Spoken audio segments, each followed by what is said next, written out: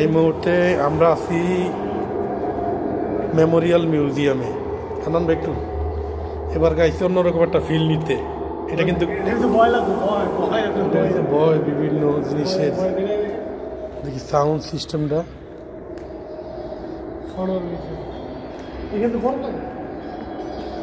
বলতে হয়েছে Memorial museum.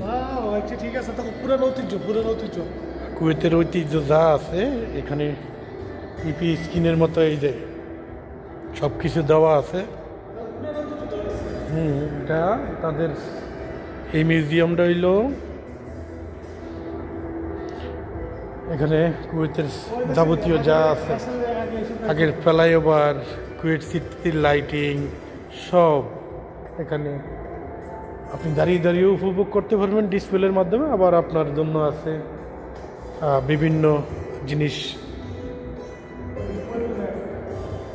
হ্যাঁ, এবং কি এই যে ম্যাপ, কুয়েতের মানচিত্র। তো মিউজিয়াম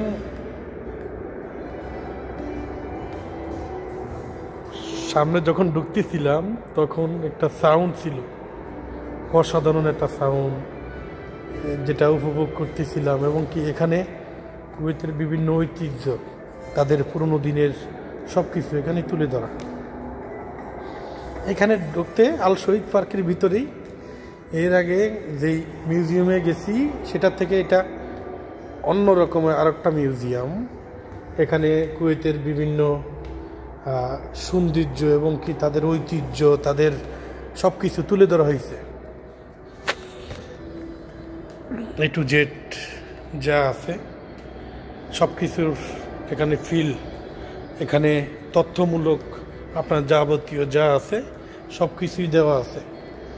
আপনি এখান থেকে দেখে দেখে উপভোগ করতে পারবেন এবং কি তাদের যে ঐতিহ্য আছে এটা সম্পর্কে জানতে পারবেন।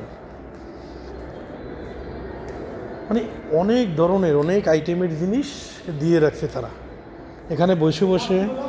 হ্যাঁ, এখানে বসে বসে আপনি সামনের যে ডিসপ্লে আছে টিভি স্ক্রিন, সেখানে কুয়েতের ঐতিহ্য, কুয়েতটা কেমন ছিল সেটা উপভোগ করতে পারবেন।